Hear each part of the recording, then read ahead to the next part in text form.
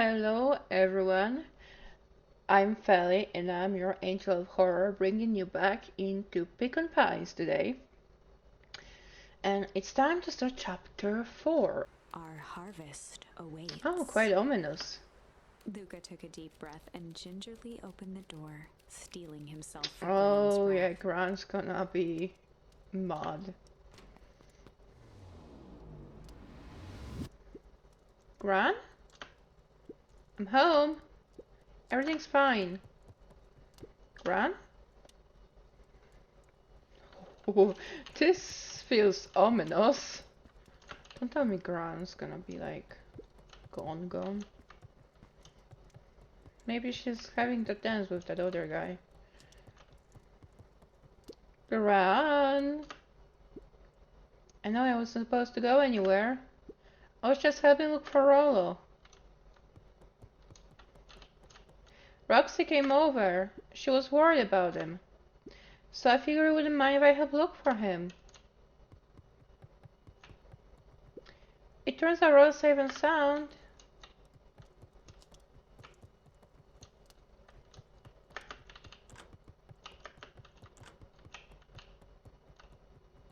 Luca was alone. Oh no. What happened to Gran? The man that was meant to dance with her kidnapped her to marry her. The house was empty. So Gran's not back yet. I guess that's a good thing. Is it though?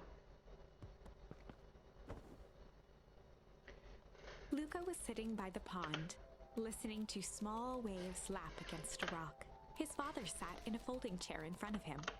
Without turning, he spoke. "Why don't you grab me some nice bait?" "Sure thing, Dad." Luca hopped over to the tackle box and popped open the lid. Inside was a rolling, buzzing mass. "We're fishing with bees?" Luca's father gave a warm chuckle.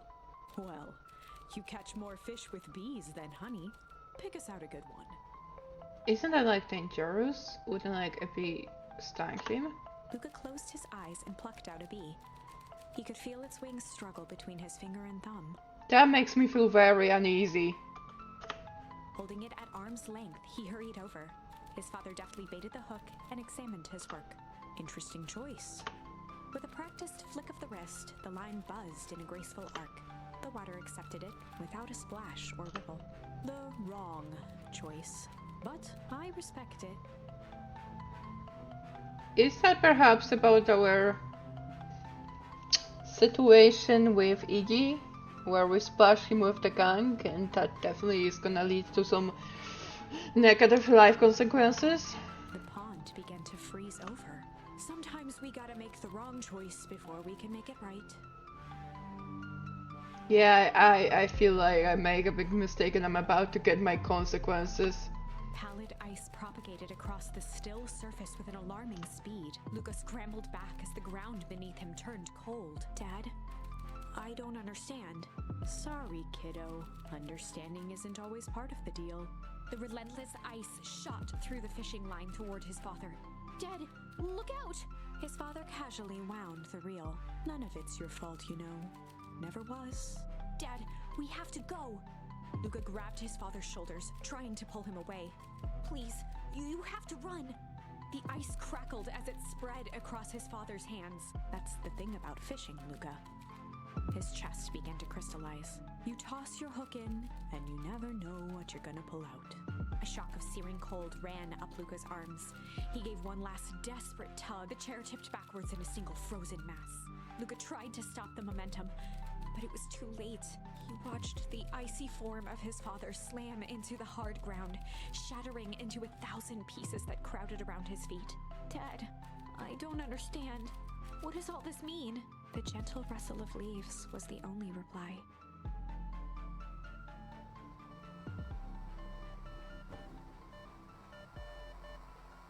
What's going on? Luca's eyes struggled to focus on the walkie-talkie. Rollo? Faintly, he could hear Rollo amongst the noise. Luca? Rollo, is that you? Luca? There? Rollo, it's the middle of the night. Luca, thank God. Listen, I don't know how long this thing will work down here. Down here? Rolo's voice was coming through more clearly now, but some words were still just static. Someone grabbed me yesterday. The man in the hazmat suit? Took me to some sort of... I think I'm underground. Oh, so whoever was found is not real Rollo? Oh no. Oh, that's really bad. Underground? Are you okay? Okay, we cannot know what they are seem more interested in, but that's okay for now. Mr. Kersley made it back home safe. No, trust is... Oh god, so I don't think we should trust Mr. Kerr. The signal went silent. Rollo? Rollo! Luca held still, waiting for a response, his pounding heartbeat marking the passage of time. I think they're gone. Getting worse? I can barely hear you. Rolo's voice began to fade. Oh no, he's losing his signal.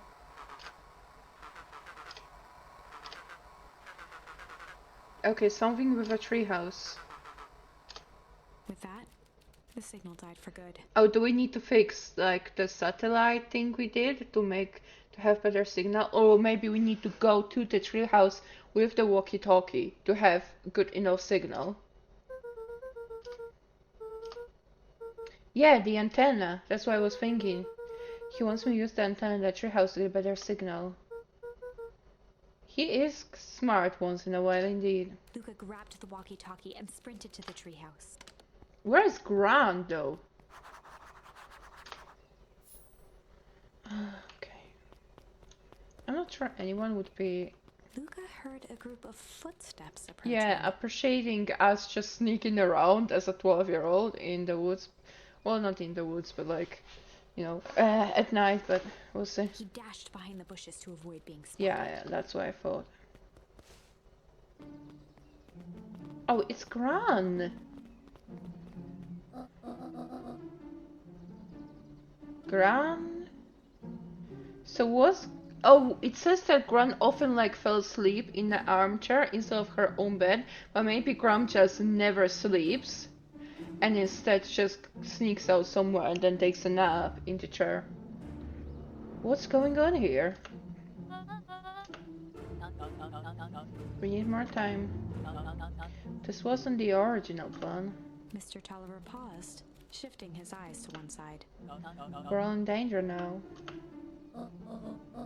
I refuse to sit idly by while the danger persists. Okay. Just keep your wits about you. Mr. Tolliver took one long, quiet breath. You can count on me. What's going on here? I just wish we could have made a deal with High-Res Valentine. Her resources would have still come in handy. I had no time to contact her after your call this morning. Plus, Jane, what's going on? How is Luca holding up?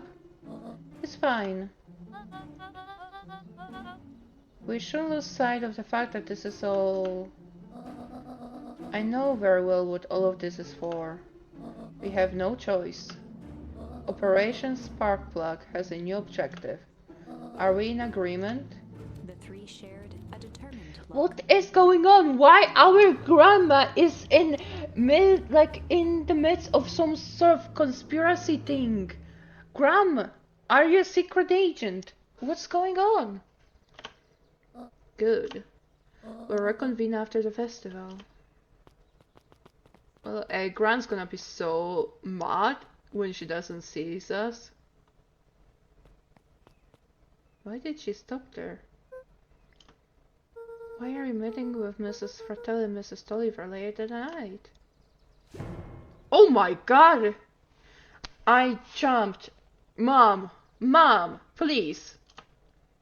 Yeah, that's me, exactly. Dawn, you scared me. How long have you been there? Just a few minutes. Earlier today I saw Mr. Tulliver and your gran entered the diner together. When my shift at the newsstand was over, they still hadn't left. So I used the greatest tool of an investigative reporter. Time! When they left, I told them here. What do you think they're up to? Whatever it is, they seem organized and determined. They mentioned the festival. I heard that too. Has your gran been doing anything different recently? Anything strange? She got a phone call this morning and rushed out the door. A call from Hiram Tolliver, it seems. She was either furious or terrified. Or both. Be careful out there. I think we might be in the middle of a scoop of a lifetime. I will. Aren't you coming now? I'm gonna stick out here for a bit longer. See ya, Luca. Huh. Well, I'm a little bit worried about what our gran is involved in.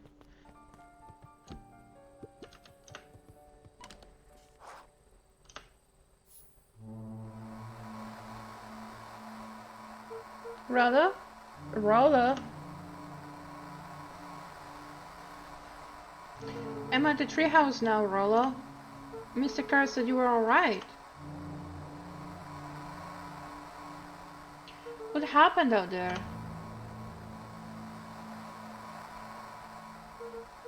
ROLO, where are you?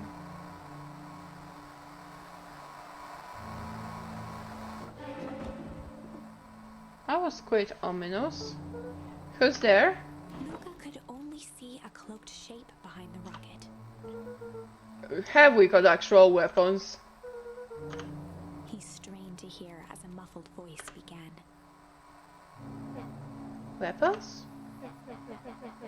How could you hurt something that's already dead? Fear gripped Luca's throat. Who are you? You don't recognize me? I guess I don't even recognize myself anymore. Luca stared at the ground for a moment, trying to place the dampened voice. The figure shifted slowly from behind the rocket, revealing itself to Luca.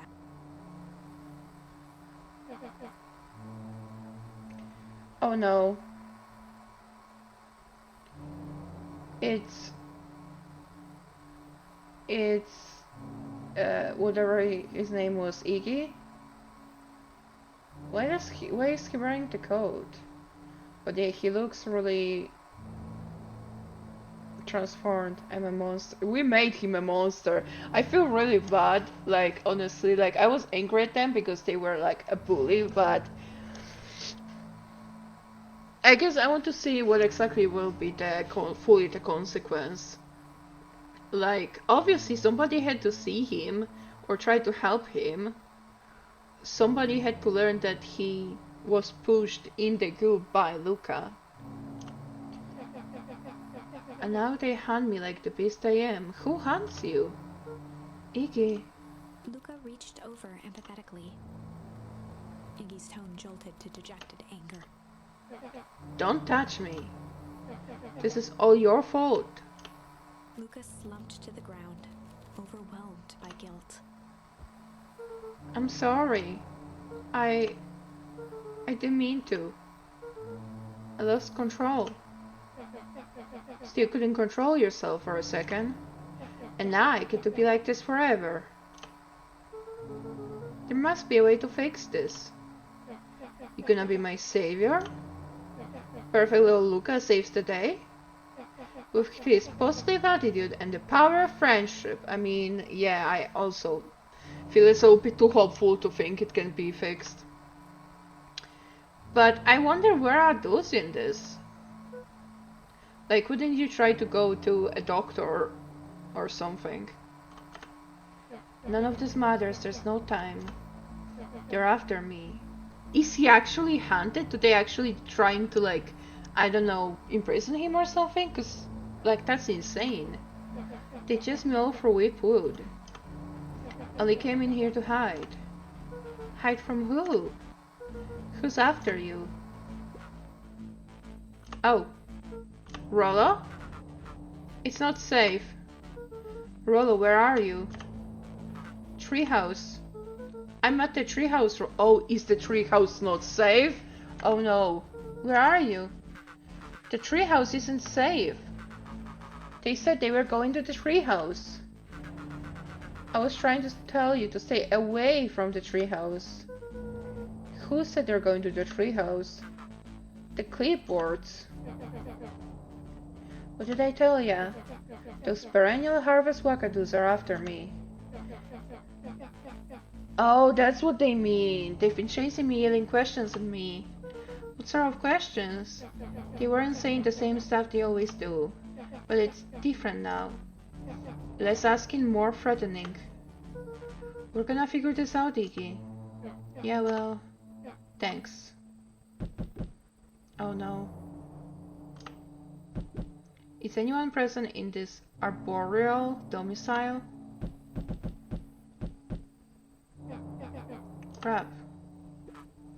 Oh, they're gonna hear the walkie-talkie. You stay here, I will see what they want. Oh goodness. So many of them too. Hello, Mr. Van Horn. We would love to hear your thoughts. Why like this? Why like this? Do you have time for an informal chat? We'll be brief. Your time is valuable to us. Be down in just a second. This is creepy. We have a problem. You gotta get out of there. Who's out there? Is it them? Yeah, it's the clipboards. A bunch of them. How many? Maybe all of them? You were right. They're saying the same stuff with the creepy knob cranked to 10. Might young Iggy be present? How do they know? Would love to hear his thoughts. Iggy slumped to his knees. I don't know what to do. I'm just so tired. What do we do? Luca grabbed the walkie-talkie and headed for the window. Follow my lead. Luca and Iggy climbed up the back of the treehouse to its roof, where Rollo had constructed his MCDC. Okay. The mission control defense cannon. From behind the crowd of clipboards, William Kerr strode forward, a warm smile on his face. This doesn't look like a good situation. There you are, you gave all of us a heck of a scare. Just leave me alone. I'm sorry, Iggy, but no can do. Don't worry though, we're here to help. Help? Then why were you chasing me? Can you talk some sense into your pod here? Just look at him, he's not well. What's wrong with him? What did that gang do to him? Well, that's a pretty honking big question, Luca. All you know is that he's sick. He's real sick, Luca. They want to like make tests or like, you know, study him or something. I don't believe this is like an honest situation. This looks way too threatening. You told me Roll was okay, that he was back at his place resting. He is. Poor fella just got a little lost. That's a lie. That is a hurtful thing to say, Luca. I thought we're not buddies. Because he lets you ramble on like a wackadoo? Nobody likes you, creep. Kerr's smile faltered. Yeah, he doesn't seem too happy. Why don't you pop on down here so we can have face to face? Yelling like this is gonna give us all a heck of a sore throat. Who wants that? Luca's grip tightened on the MCDC. What did you do to ROLO, you liar? Well, shucks, Luca, the only teeny tiny fib I told you was that he was at home. He is resting and he is perfectly safe. For now, at least. What happens to him next is up to you, Luca. Look around. You're in quite a pickle. I'm the only person in the whole wide world who can no, you're not gonna help me. You're not an honest person. You just admitted you lied to me. Oh no, it's another choice. Oh, okay. He was caught in a trap. I'm scared. What do you do when there's no hope?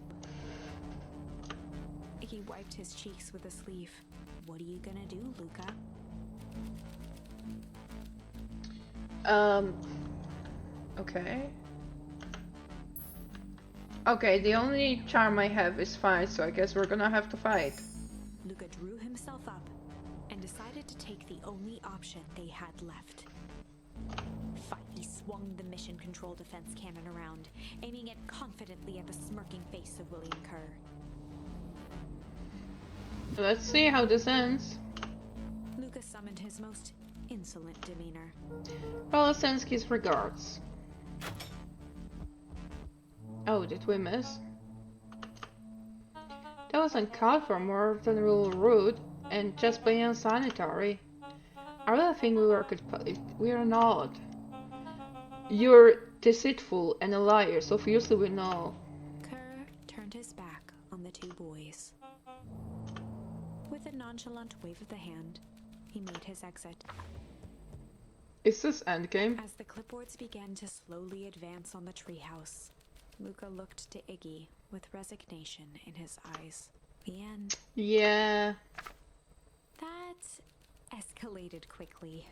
Maybe discretion was the better part of valor here. Let's put a pin in this for now. Okay, so I think this is like an option that can work out if we have other charms, but we're missing some charms.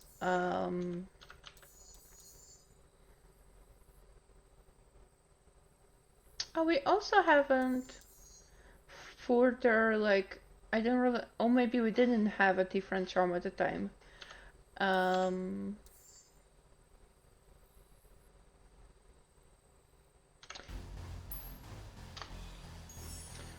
This is a story about struggle. Because I am curious. Luca could hear a machine humming somewhere nearby.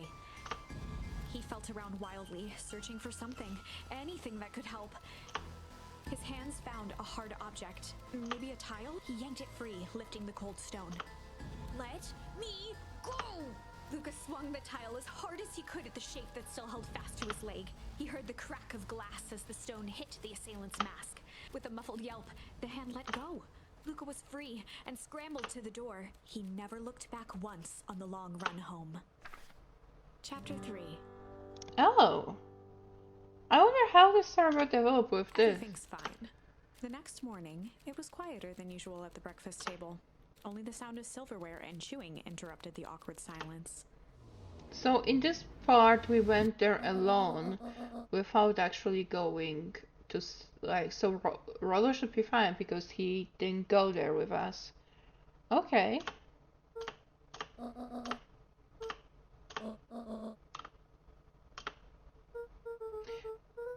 ROLO had things to do, so I just sort of poked around town. Yeah. I said to jump down by the front door. There's two badges to drop off. Okay. One for Mr. Tulliver at the Bag and Whack. Okay. Another for Mrs. Fratelli at the diner. Those are the two people that that Graham met up with that night. So okay, let's see how this goes through this lens, at least for a little bit. And Mr. Nancrete, he said he wanted some more. I suspect as much. Yes, he seems to have taken particular interest in my jam. There are some extras in a basket for that enthusiastic gentleman. Just make sure Fratelli and Tulliver get the ones on top. No problem. Off with you now while the day is still young. Alright, well, it's time for us to do some delivery for Gran.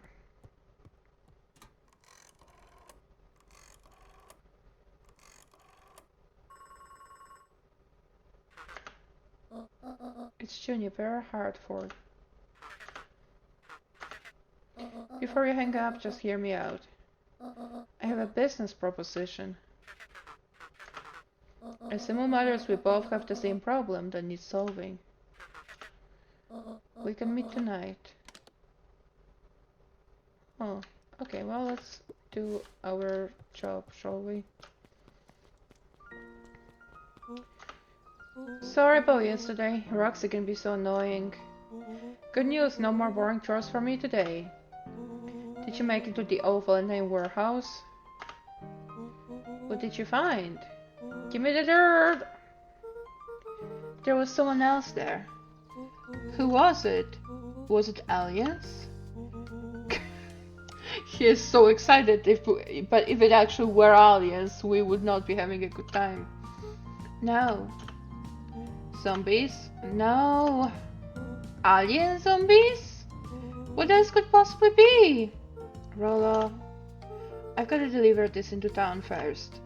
We can catch up after. Is it a whole thing? Sounds like a whole thing. Yeah, we shouldn't talk about it here. Meet me at the treehouse tonight. I'm not sure what this treehouse is that you speak of. Meet me at mission control. Roger that, Space Cadet. Hello, Mom. I have some jam for you. Even this is my favorite little jam runner. Hey, Mrs. Fratelli. Look at you. She leaned forward and pinched Lucas. Oh no. You're all skin and bones. There's also some for Grant's feeding me just right, Mom. It's just, I understand. You know, I taught your mama how to cook back in the day. You may not remember, but you and her used to help out in the diner. See that picture over there? That's you helping your mama back in the day. So cute, running around your little apron taking orders. The whole situation just breaks my heart what happened with Eleanor. I've got a feeling she's out there somewhere, yearning to be with you again. Few things in world can keep a mother from her son. Lucas shifted the basket and Yeah, that is a very uncovered conversation that nobody asked for, miss. Truly. I just want to deliver the jam and go. Mrs. Fratelli lifted the cloth and inspected the jam. They even have my name on them. How thoughtful. She carefully lifted out her jars of jam. You tell your grand hello for me, Luca. Will do. Lucas squinted at the faded photo of him and his mom at the diner. Memories of that day came flooding back. Oh, when we were... So I guess she worked at the diner, too. That's so sad. Alright, little buckaroo. It's up to us to fix this falls while Mrs. Fratelli is away. Oh well, I guess maybe we're just helping. I gotta look in before I can start cooking. Do you think you can handle taking some orders in the meantime? Yes, Mama. Oh. Hi, Roxy. Luca. I'm helping. Well, hopefully your work ethic will rub off on the ROLO. What can I get you? I'm not like a burger. How about a chicken sandwich with bacon on top? Coming right up.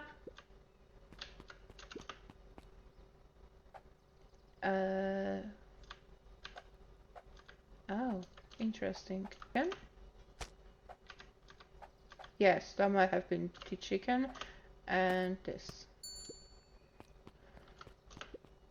There you go. I call it the Love Me Tenders. Nice. Okay, I did it right. Great. You shrunk the weight stuff. Jeff slapped the table and gave Luca a toothy grin. How's your pops doing? He's been pretty busy these days. Note the villain. Tell him a fish and rod he ordered should be ready next week, will ya? Sure thing. I've been in the mood for something sweet. By the way, just as a side note, the same lady we like crossed by in the plaza is still pregnant and still with a little one. I think she's a busy lady. You got a burger that can satisfy a sweet tooth. A sweet burger, and top it off with some grilled cacti. Grilled cacti. The hard ones were the ones. Okay, so sweet and cacti. I guess this. Questionable choice, but I hope you enjoyed. The sweet and stabby. Now that's a burger with bite. Hello. Don't worry about it. I'm sure it's legal.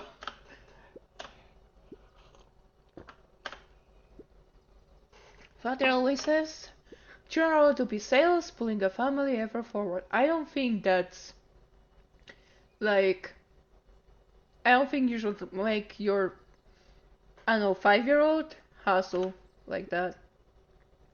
Doesn't sound very fun. There's plenty of time for fun. No, there isn't. If you like hustle and spend like 80% of your time hustling and 20% you leave for sleep and food, you're not having fun. And what, you're waiting until you retire and the world is dying to have fun? No. You have fun every day. It's good for your brain and helps you, be prepared for work. For I always make time to have lunch. Yeah, but you have to make time. So it's also important to have fun. Sir, you're... Sir, I beg you. Glanced at the empty seat across from Gus. Should I come back? Oh no, it turns out father was too busy to have lunch today. Yeah, this is the whole problem. We always make time, but hustle's so important the father is too busy. That's really sad, by the way, but this is the problem with the hustle ideals. Without him, I can have my usual, a nice stack of cold cuts topped with a pile of sloppy chili. Why would he have a problem with that? Like, even like, you know what, I can understand that your regular or usual is like a little bit like weird or exotic and your parent like, teases you about it because parents can be like this, and you just don't want to deal with that. Like the sweet burger with cacti thing. Yeah, I think the parent would tease the hell out of that one. But this is just the really very basic sandwich, honestly. So a little spicy one. I don't see the reason why anyone would have a problem with that.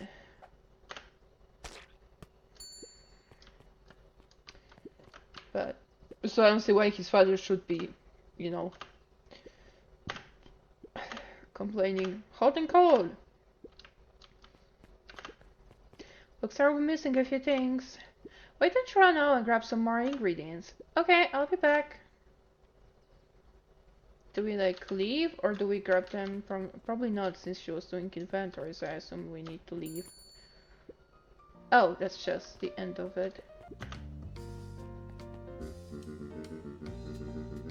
Mr. Kerr has asked me to make the opening speech at the festival.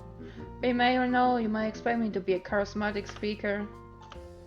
The truth is, I'm terribly nervous. I really don't think I'm cut out for this sort of thing. Cut out for being mayor or for public speaking? Jesus! Bored, roasted, destroyed. Oh my god. Oh no. Poor mayor. Sir. I never really chose any of this. It's more of a duty to my family. Yeah, I hope we live in times where that ends, where we no longer, like, go to a certain university or pursue a certain career for the sake of our family, because that never ends well. You should pursue things that interest you.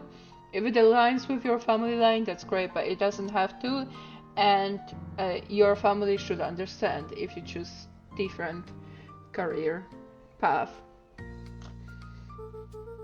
That sounds like a heavy burden. It's for a festival, just speak from your heart. I'm sure it'll be great.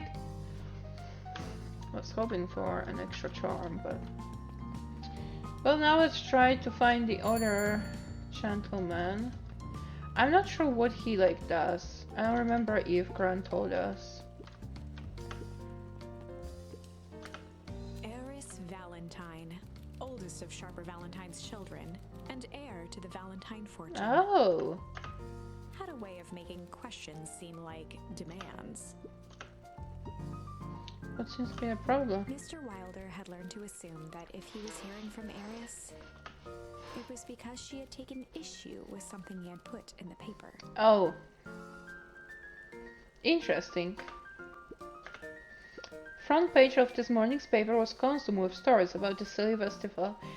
Okay, if someone in a paper writes something about them, that can be considered, for example, defamatory, you know, something like that, yes, you can contact the magazine or, you know, have a lawyer, or like you can demand that if you're being defamed or something's written about you that's not true and so on, that it not be like I understand contacting, but telling the, like, I assume owner of a magazine, or like I forgot like the right name for like a person that is, you know, at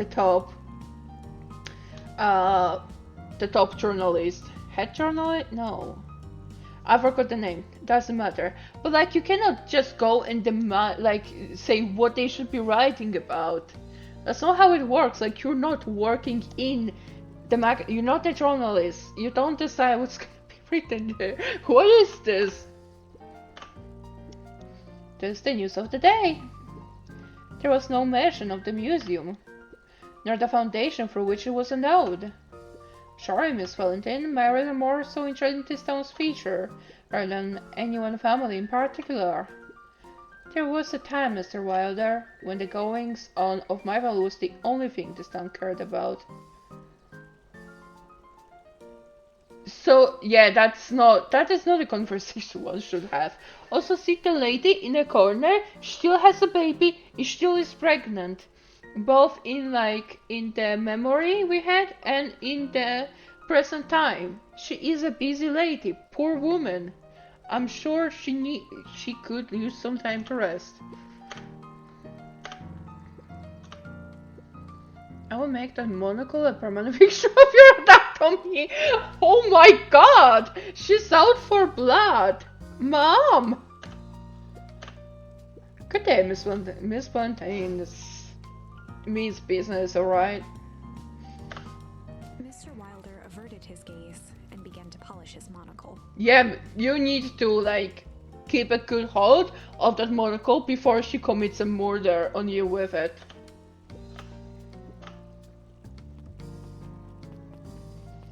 She's upset. Well, we don't really care about Mr. Wilder, though. He leaned forward and lowered his voice. Oh god. Do you have something for me? Gran had some jam I'm supposed to give you?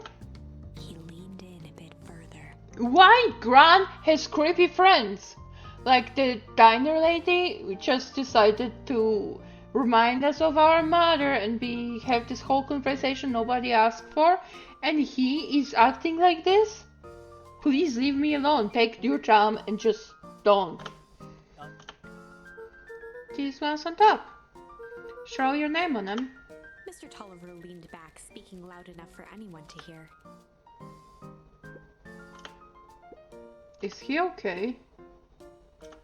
He reached forward and snapped up the jars of jam, giving Luca a little wink. Open my store shelves post haste. Sir, are you... No, I already asked that, but are you truly okay? Because I don't think so. He leaned in for a final whisper. I'm never delivering to this man again. I don't care what you say, Grandma. Your friends are creepy. I'm not interested in this experience anymore.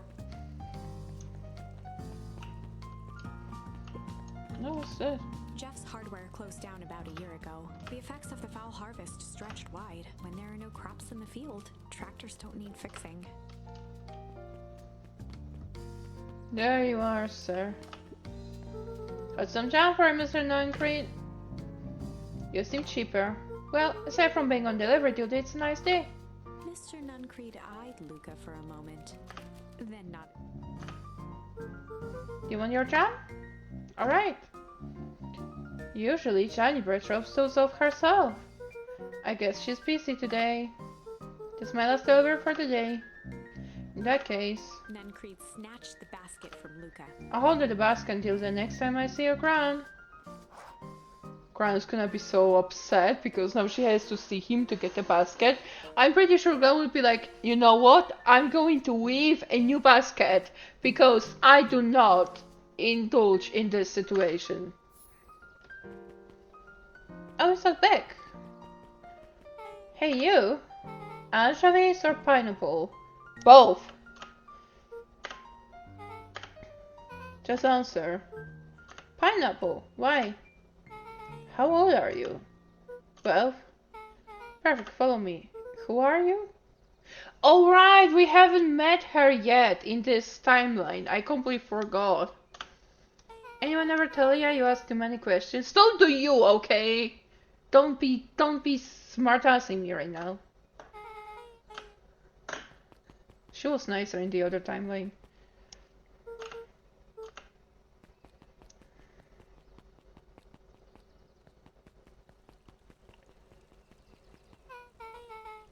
What a crazy coincidence. Here's my new friend I was just telling you about. That's wonderful. Mom, you are so awkward about this. His favorite pizza topping in the whole world is pineapple. What's your new little friend's name? Beck locked eyes with Luca. The look on her face was equal parts expectant and desperate. Luca Van Horn, nice to meet you. I'm Nelly, and this is Ilona. We're Beck's parents. Beck gave Luca a quick nudge. Oh yeah, Beck told me all about you. This is so awkward. She could have done it a lot easier, like at least... Okay. You know what? I'm not gonna question her behavior. So you both can stop obsessing about me making friends. Oh darling, we never doubted you. It's just that for children with fewer than 5 close friends, the probability of a standard development doubles. You know, I don't mean to be rude, but as far as I understand, you keep moving. I'm not sure how is she supposed to be able to make friends or stay friends with people when she constantly need to make new friends. Like, I can understand that after third or fourth move, you're just like, okay, I'll just keep to myself so I don't have to deal with pain of leaving somebody I got really close to behind. Okay, like, I can understand that for a kid it's not very fun. Well, one down, four to go, I guess. What Nelly means is that we would just want this move to be as easy on you as possible. You can relax. A friend has been friended. Also, I'm not sure if there's even 5 kids in this town, so that's gonna be tough. You must join us for dinner tonight. Dinner? Wow, another coincidence. I actually already asked him, he said he would love to. Can you, like, stop lying back? In that case, we should pick up some groceries. You two don't get into too much trouble now.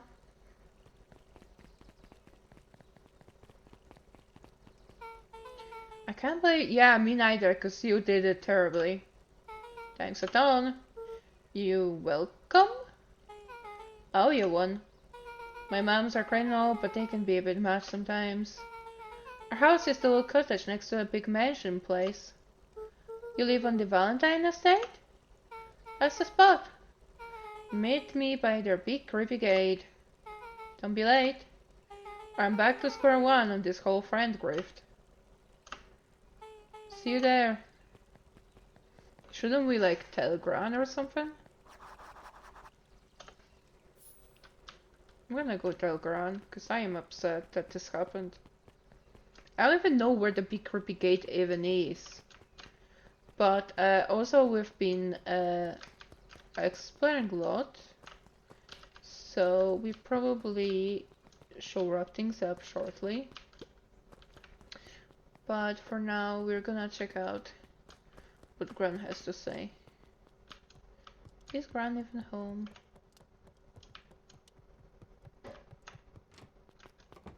Gran isn't home! She's out on a date! I think. Yeah, Gran isn't home. Well, anyway guys, this has been a very interesting episode, I must say. We got some new charms and stuff. We got a new bad aunt. And now I have to find a big creepy gate. I actually want to see if I can find it. Okay, I think this is where we were meant to be. Can I just leave now? Because I don't want to start a new cutscene. But we're at the gate. We're gonna wrap it up. Thanks everyone for hanging out with me today. It has been a blast to have you guys. And I'll see you in the next one.